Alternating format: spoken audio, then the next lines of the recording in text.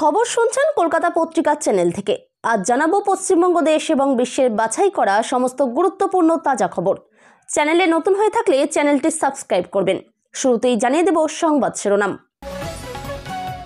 মুখ্যমন্ত্রীর ছবিতে আরআইপি ও মালা, death certificate issue করে রাজ্য রাজনীতিতে ঝড় তুললেন কংগ্রেস নেতা আলী ইমরান রমজ। শুধু অনলাইনেই 3 কোটি 11টি ট্রাঙ্ক ভর্তি টাকা এলো হুমায়ুনের বাড়িতে। বাবরি মসজিদের জন্য কত টাকা উঠল?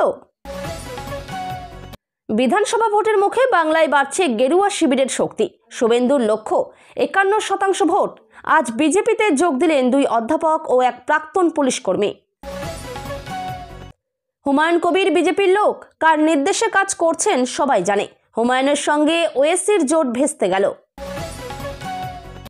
নিজের নামে করলেও ভালো, বাবরের নামে মসজিদ বরদাস্ত নয়, স্পষ্ট বার্তা সুকান্ত মজুমদারের। নিরপেক্ষ অনুষ্ঠান হলে যেতাম, কিন্তু বিজেপির প্রোগ্রামে কিভাবে যাব, গীতাপাঠ প্রসঙ্গে বললেন মমতা বন্দ্যোপাধ্যায়। প্রাণ সংশয়ের আশঙ্কা হুমায়ুন কবিরের। নতুন দল গঠনের আগেই মেরে ফেলা হতে পারে কেন বললেন বিধায়ক। হিন্দি রাষ্ট্রভাষা, গীতাপাঠের মঞ্চে মন্তব্য রাজ্যপাল সিবি আনন্দ বোসের। প্রকাশ্য বিবৃতিতে সংশোধনের দাবি কুণাল ঘোষের।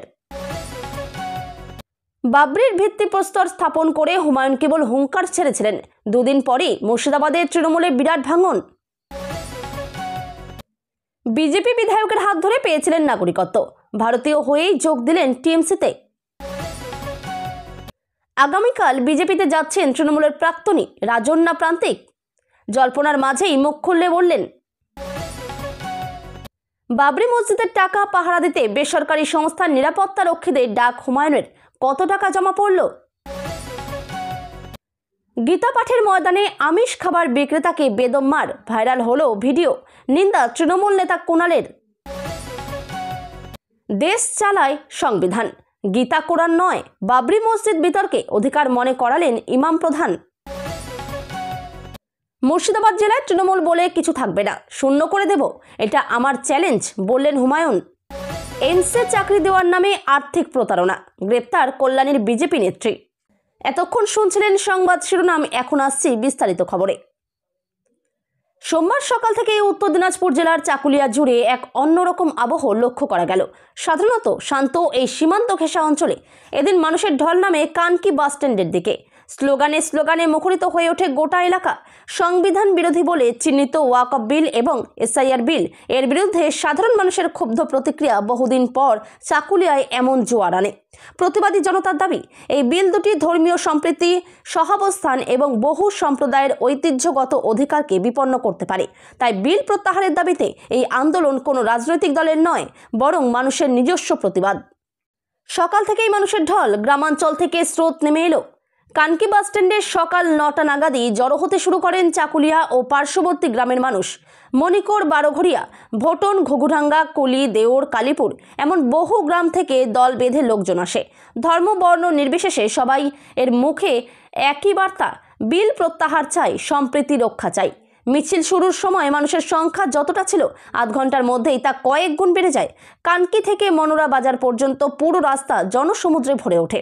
পথ চলতি মানুষও থেমে দাঁড়িয়ে সমর্থন জানান। দোকানপাটের সামনে ভিড় জমে যায় মিছিল দেখার জন্য। শান্তিপূর্ণ কিন্তু আগুন ছড়া প্রতিবাদ। মনোরা বাজারের রাস্তায় স্লোগান ওঠে, ধর্মীয় সম্প্রীতি নিয়ে ছেলে খেলা চলবে না, ওয়াকফ বিল মানি না, এসআইআর বিল মানি না, মানুষের অধিকার কেড়ে নিলে প্রতিবাদ হবেই। যদিও জনতার উত্তেজনা ছিল স্পষ্ট, মিছিল শুরু থেকে শেষ পর্যন্ত ছিল সম্পূর্ণ শান্তিপূর্ণ ও শৃঙ্খলাবদ্ধ।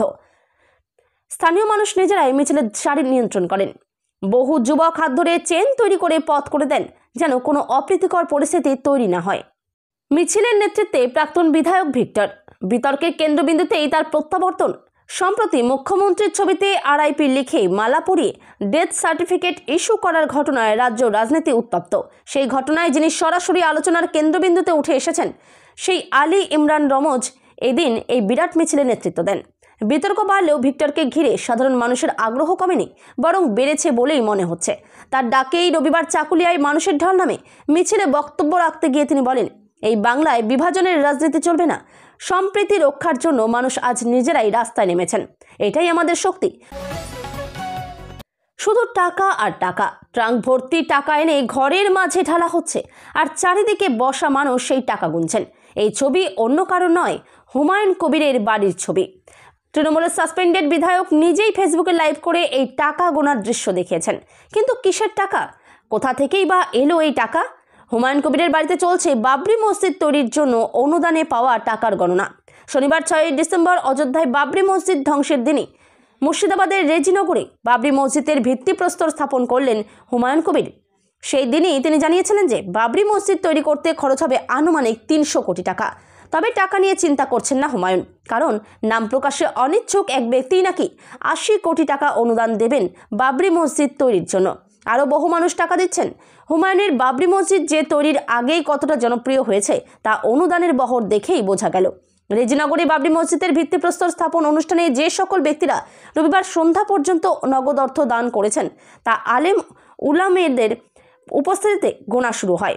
Paschimbanga Islamic foundation of India সেই সমস্ত দানের অর্থগুলোর গণনা টাকা গুনতে আনা হয়েছে মেশিনেও।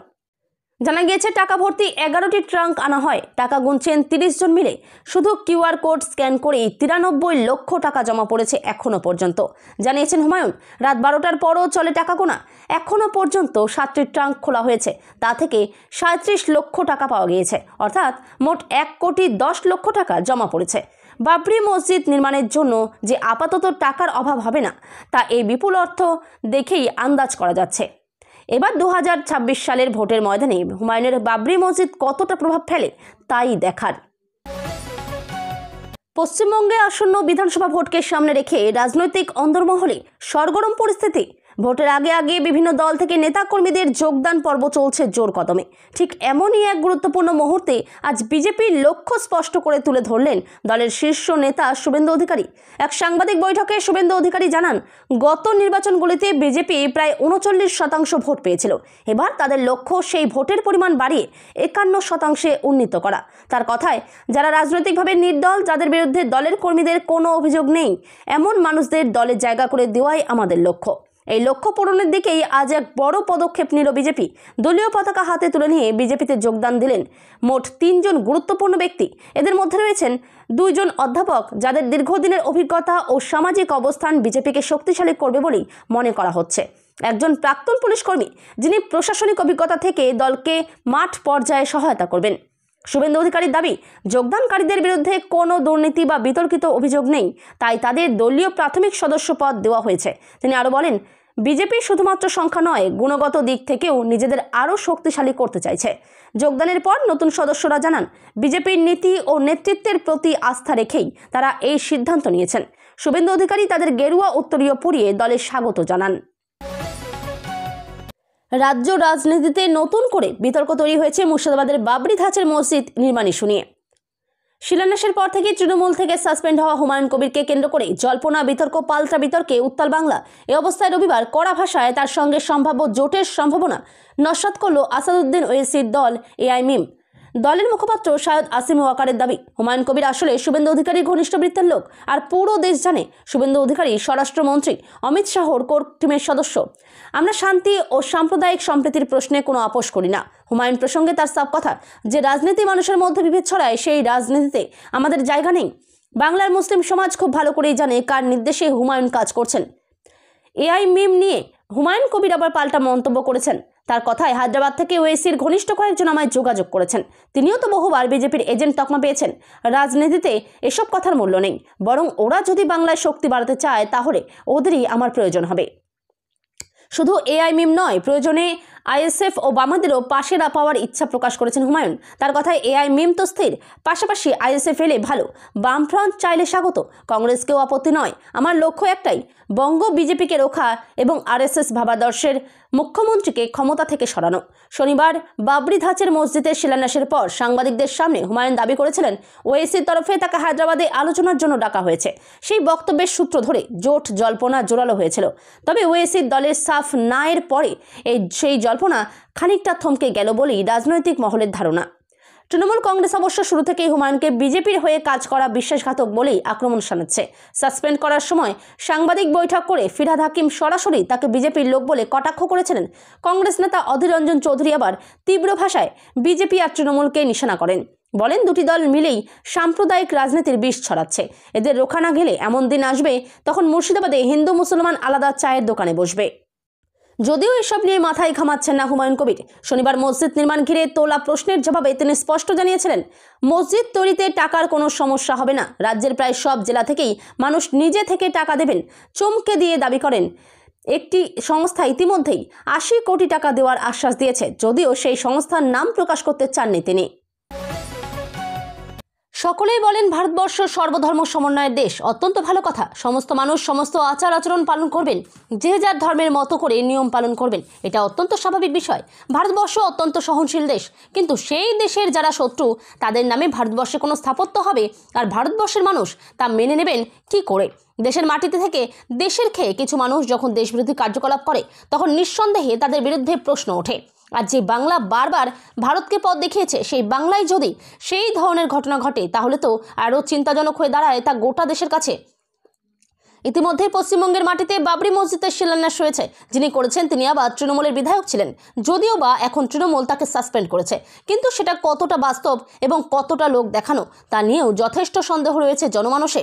আর এসবের মধ্যেই এবার স্পষ্ট ভাষায় বাবরের নামে মসজিদ যে কোনোভাবেই বরদাস্ত করা হবে না তা জানিয়ে দিলেন কেন্দ্রীয় মন্ত্রী সুকান্ত মজুমদার। এদিন সাংবাদিকদের মুখোমুখি হন কেন্দ্রীয় মন্ত্রী সুকান্ত মজুমদার, আর সেখানেই বাবরি মসজিদের শিলান্যাস নিয়ে আরও একবার আপত্তি জানান তিনি। সুকান্তবাবু বলেন, কে কার দলে যাবে, কে কার সঙ্গে জোট করবে সেই ব্যাপারে আমাদের কোনো আগ্রহ নেই, কিন্তু মূল বিষয় হচ্ছে বাবরের নামে বাংলার মানুষ মসজিদ মেনে নেবে না। মসজিদ নিজের নামে বানাও, নিজের বাবার নামে বানাও, অসুবিধা নেই। কোনো ইসলামিক মহাপুরুষের নামে রাখো, এপিজে আব্দুল কালামের নামে তো হতেই পারে মসজিদ, সেটা তো বানানোর চেষ্টা করো না তোমরা। সনাতন সংস্কৃতি সংসদের উদ্যোগে রবিবার ব্রিগেডে গীতা পাঠের আয়োজন করা হয়েছিল। আমন্ত্রণ জানানো হয়েছিল মুখ্যমন্ত্রী মমতা বন্দ্যোপাধ্যায়কেও, তবে তিনি যাননি। অন্যদিকে গীতা পাঠ অনুষ্ঠানে হাজির ছিলেন বঙ্গ বিজেপির সব শীর্ষ নেতারা, বর্তমান রাজ্য সভাপতি শ্রমিক ভট্টাচার্য, বিধানসভার বিরোধী দলনেতা শুভেন্দু অধিকারী, কেন্দ্রীয় প্রতিমন্ত্রী সুকান্ত মজুমদার, প্রাক্তন রাজ্য সভাপতি দিলীপ ঘোষেরা উপস্থিত ছিলেন গীতা পাঠের অনুষ্ঠানে। মুখ্যমন্ত্রীর অনুপস্থিতি নিয়ে নানাবিধ মন্তব্যও করেন তারা। এদিন কোচবিহার যাওয়ার পথে বিমানবন্দরে দাঁড়িয়ে যার জবাব দিলেন মুখ্যমন্ত্রী মমতা বন্দ্যোপাধ্যায়। গীতা পাঠের অনুষ্ঠানে না যাওয়া নিয়ে মুখ্যমন্ত্রী কোনো রাখ ঢাক না রেখে সরাসরি বলেন, নিরপেক্ষ অনুষ্ঠান হলে আমি নিশ্চয়ই যেতাম, কিন্তু বিজেপির প্রোগ্রামে কিভাবে যাব?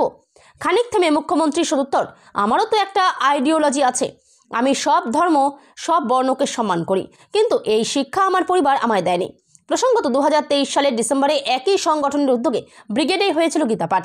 এবারেও 26 বিধানসভা ভোটকে সামনে রেখে হিন্দু ভোটকে একত্রিত করতে পদ্ম শিবির পর্দার আড়াল থেকে এই অনুষ্ঠানের আয়োজন করেছে বলে রাজনৈতিক পর্যবেক্ষকদের অনেকেই অভিমত প্রকাশ করেছিলেন। সোমবার ওই অনুষ্ঠানকে সরাসরি বিজেপির কর্মসূচি বলে প্রকান্তরে মুখ্যমন্ত্রী বার্তা দিতে চাইলেন, ভোটের মুখে ধর্মের নামে রাজনীতি করছে বিজেপি। অতীতেও এই প্রসঙ্গে পদ্ম শিবিরের বিরুদ্ধে ধর্ম নিয়ে রাজনীতির অভিযোগে সরব হয়েছেন মমতা। এখন দেখার মুখ্যমন্ত্রীর এদিনের প্রতিক্রিয়ার পর পদ্ম শিবির থেকে পাল্টা কী বার্তা আসে।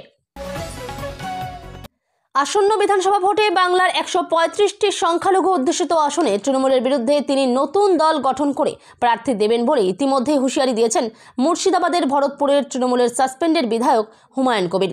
শনিবার মুর্শিদাবাদের বেলডাঙ্গায় মসজিদ নির্মাণের শিলান্যাসের পর থেকেই তাকে কেন্দ্র করে বিতর্ক চলছে। এমন আবহে এবার নিজের প্রাণ সংশয়ের আশঙ্কা প্রকাশ করলেন হুমায়ুন। সোমবার সংবাদ মাধ্যমকে দেওয়া সাক্ষাৎকারে তিনি বলেন, গত কয়েকদিন ধরে নানাভাবে চাপ তৈরি করা হচ্ছিল, এবার ফোনে প্রাণনাশের হুমকিও দেওয়া হচ্ছে। তবে রাজ্যের বাইরে থেকে হিন্দি ভাষায় ফোন করে নানাভাবে তাকে হুমকি দেওয়া হচ্ছে বলে অভিযোগ করেছেন তিনি। এখানেই নাম থেমে হুমায়ুন বলেন, রাজ্য সরকার হয়তো আমার নিরাপত্তা নাও বাড়াতে পারে, তাই জীবন সংশয় ঠেকাতে আদালতেরও দ্বারস্থ হতে পারি। যদিও হুমায়ুনের এহেন আশঙ্কার বিষয়ে জেলা পুলিশের কাছে কোনো খবর নেই। অন্যদিকে শাসক দলের মুখপাত্র অরূপ চক্রবর্তী বলেন, হুমায়ুনকে 3 জন দেহরক্ষী দিয়েছে রাজ্য, তারপরও তার যদি প্রাণ সংশয়ের বিষয় থাকে তাহলে তিনি লিখিতভাবে রাজ্যের কাছে আবেদন করতে পারেন। আসলে খবরে থাকার জন্য হুমায়ুন এসব করছেন। কলকাতার বুকে সংঘ ঘনিষ্ঠ সংগঠনের আয়োজিত 5 লক্ষ কণ্ঠে গীতা পাঠের আসর থেকে রাজনৈতিকভাবে বিজেপি কতটা ফায়দা তুলতে পারবে তা তো সময়ই বলবে। তবে রবিবার এই আসরে একাধিক ঘটনা নজর কেড়েছে। তার মধ্যে অন্যতম রাজ্যপাল সিবি আনন্দ বোসের উপস্থিতি এবং মঞ্চে গীতা পাঠে অংশগ্রহণ। সেখানেই তিনি হিন্দিকে রাষ্ট্রভাষা হিসেবে মন্তব্য করেছেন। এর সঙ্গে মা ও ধাত্রী মায়ের তুলনাও করেছেন। এর তীব্র বিরোধিতা করেছেন তৃণমূলের অন্যতম রাজ্য সাধারণ সম্পাদক কুণাল ঘোষ। তার দাবি হিন্দি রাষ্ট্রভাষা নয়, ভারতের কোনো রাষ্ট্রভাষা নেই। উনি ভুল বলেছেন, প্রকাশ্য বিবৃতি দিয়ে সেই ভুল সংশোধন করবেন, এটা আমরা আশা করি। রবিবার গীতা পাঠের আসর থেকে রাজ্যপাল সিভি আনন্দ বোস বলেছিলেন, আমি হিন্দিতে কথা বলার চেষ্টা করব, ভুল হলে ক্ষমা করবেন। হিন্দি আমাদের রাষ্ট্রভাষা, রাষ্ট্রভাষা মা হয়, ইংরেজি দাইমা বা ধাত্রীমা। দাইমা কখনোই মায়ের মতো হয় না। তাই এহেন মন্তব্যের কঠোর সমালোচনা করেছেন কুণাল ঘোষ। ভাষাকে মা ও ধাত্রী মায়ের সঙ্গে তুলনা করে তিনি কাকে অপমান করলেন, সেই প্রশ্ন তুলেছেন তৃণমূলের অন্যতম রাজ্য সাধারণ সম্পাদক। সোমবার এক ভিডিও বার্তায় কুণাল ঘোষের বক্তব্য, গতকাল অর্থাৎ রবিবার গীতা পাঠের আসরে বিজেপি নেতাদের সামনে রাজ্যপাল বলেছেন যে হিন্দি রাষ্ট্রভাষা। আমি তার তীব্র প্রতিবাদ করছি। মাননীয় রাজ্যপালের জানা উচিত ভারতবর্ষে কোনো রাষ্ট্রভাষা নেই। সংবিধানের ৮ম তফসিলে 22টি ভাষা আছে, যাদের সমান সম্মান ও গুরুত্ব আছে। তার মধ্যে কোনোটা রাষ্ট্রভাষা নয়, সরকারের কাজ চালানোর ভাষা। তার মধ্যে হিন্দি আছে, দেবনাগরী অক্ষরে লেখা, কিন্তু তা কোনোভাবেই রাষ্ট্রভাষা নয়। বড় জোর কাজ চালাতে ব্যবহার হতে পারে, সে তো ইংরেজিও ব্যবহার হয়, কিন্তু হিন্দি ভারতবর্ষের রাষ্ট্রভাষা এটা কখনো বলা যাবে না। বাংলার রাজ্যপাল প্রাক্তন IAS এত বড় একজন, তার কাছ থেকে এই ভুল প্রত্যাশিত নয়। এ নিয়ে একটা সংশয় তৈরি হতে পারে, কোনটা রাষ্ট্রভাষা আর কোনটা সরকারি কাজের জন্য স্বীকৃত ভাষা। আবার বলছি, ভারতের কোনো রাষ্ট্রভাষা নেই, এগুলো সবই কাজের ভাষা, স্বীকৃত ভাষা। সব ভাষার সমান মর্যাদা আছে। আমি আশা করি উনি যে এত বড় ভুল বললেন, প্রকাশ্যে বিবৃতি দিয়ে এই ভুল সংশোধন করে নেবেন। বিজেপি বিধায়ক অসীম সরকারের হাত ধরে সিএতে আবেদন করেছিলেন। সেই আবেদনের এক সপ্তাহ পরেই হাতে পেয়ে গিয়েছিলেন নাগরিকত্বের সার্টিফিকেট। আর ভারতীয় নাগরিক হতেই শটান যোগদান তৃণমূলে। আর তারপরেই রাজনৈতিক জল্পনা তুঙ্গে, ভয় দেখিয়ে তাকে তৃণমূলে যোগ দিতে বাধ্য করানো হয়েছে, দাবি বিধায়ক অসীম সরকারের। ভারতীয় নাগরিকত্ব পেতে নদিয়া জেলার হরিণঘাটা বিধানসভা কেন্দ্রের বিজেপি বিধায়ক অসীম সরকারের দ্বারস্থ হন নদিয়ার চাকদহ পুরসভার 2 নম্বর ওয়ার্ডের বাসিন্দা শঙ্কর কুমার রায়। আইন সংক্রান্ত কাজের সঙ্গে যুক্ত তিনি। বিজেপি বিধায়ক অসীম সরকারের হাত ধরেই সিএতে আবেদন করেন তিনি। এরপর নাগরিকত্ব পেয়েও যান তিনি। পরবর্তীতে অসমের নির্দেশে নিজের বাড়িতেই সিএ ক্যাম্প বানান শঙ্কর। সেখানে আবেদন করে নাগরিকত্ব পেয়েছিলেন আরও অনেক ব্যক্তি। কিন্তু ভারতীয় নাগরিকত্বের সার্টিফিকেট পাওয়ার ঠিক 7 দিন কাটতে না কাটতেই রবিবার তৃণমূলে যোগদান করলেন শঙ্কর। গতকাল অপরিকল্পিত SIR এর প্রতিবাদ ও বাংলার ভোট রক্ষার স্বার্থে রবিবার সন্ধ্যায় চাকদহ রেল স্টেশন সংলগ্ন রথতলা LIC অফিসের সামনে তৃণমূল একটি প্রতিবাদ সভা করছিল। সেখানে তৃণমূলের দলীয় পতাকা হাতে তুলে নেন তিনি। তার সঙ্গে আরও 5 বিজেপি কর্মীর হাতে পতাকা তুলে দেন তৃণমূল নেতৃত্বরা। অসীম সরকার বলেন, বিভিন্নভাবে ভীতি প্রদর্শন করা হচ্ছে। সিএ আবেদন করার পর ওর বাড়ি থেকেই এরপর কম পয়সায় বাকিরা নাগরিকত্বের এই ফর্ম নেওয়া ও আবেদন করা শুরু করেন। এরপরই তৃণমূলের লোকজন ওকে হুমকি দিল, এটা বন্ধ করে দিতে হবে। আমায় শঙ্কর বলল, কি করব? আমি বললাম, বন্ধ করে দাও। তখনও বাড়ির সামনে লিখে দিল, এখানে সিএর কোনো কাজ হয় না। এই ঘটনার পর ও নাগরিকত্ব পায়, এটা বড় জয়। এরপর নিশ্চয়ই ওকে শাসিয়ে বলেছে তৃণমূলে যোগদান করো, নয়তো অবস্থা খারাপ করে দেব। তবে শঙ্কর বলেন, অসীম সরকারের হাত ধরে আবেদন করেছিলাম, নাগরিকত্ব পেয়েছিলাম। সিএতে আবেদন করেছি মানেই তো বিজেপি নই।